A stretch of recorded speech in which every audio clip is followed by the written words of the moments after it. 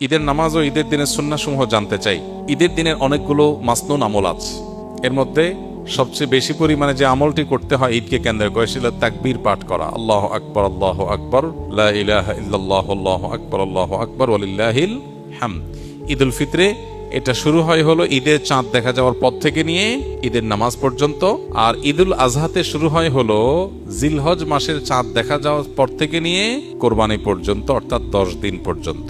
তো এটা হলো সবচেয়ে কমন সুন্নাহ এবং বেশি পরিমাণে করার জন্য।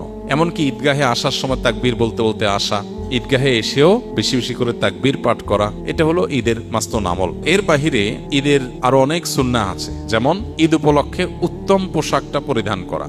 উত্তম পোশাক নতুন না, কিন্তু যে কয়টা আছে এর মধ্যে সবচেয়ে ভালোটা পরা হলো মুস্তাহাব বা উত্তম। ঈদ উপলক্ষে আরেকটা গুরুত্বপূর্ণ আমল হলো আর্লি মর্নিং ঘুম থেকে ওঠা ঈদের দিন, ফজর নামাজ মহল্লা মসজিদে জামাতের সাথে পড়া। এই সুন্নাত সবচেয়ে বেশি খেলাফ হয় আমাদের, কারণ চাঁদ রাত আমাদের অনেক কেনাকাটা করা লাগে, অনেক ফুর্তি ফার্তা করা লাগে, মহিলাদের অনেক গোছগাছ করা লাগে। এগুলো করতে করতে দেরি হয়ে যায়। ওই দিন ফজরে মুসল্লি থাকে সবচাইতে কম। পুরো রমজান জুড়ে মুসল্লি যা থাকে ঈদের দিন তার চাইতে পরিমাণে অনেক কম থাকে।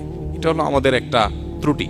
ঈদের দিনের আরেকটা গুরুত্বপূর্ণ আমল হলো উত্তম রূপে গোসল করা, আরেকটা আমল হলো মেসওয়াক করা, আরেকটা আমল হলো সুগন্ধি ব্যবহার করা, আরেকটা আমল হলো ঈদুল ফিতর যদি হয় তাহলে সেক্ষেত্রে কিছু খেজুর টেজুর বা মিষ্টি মুখ করে তারপর ঈদগাহে আসা।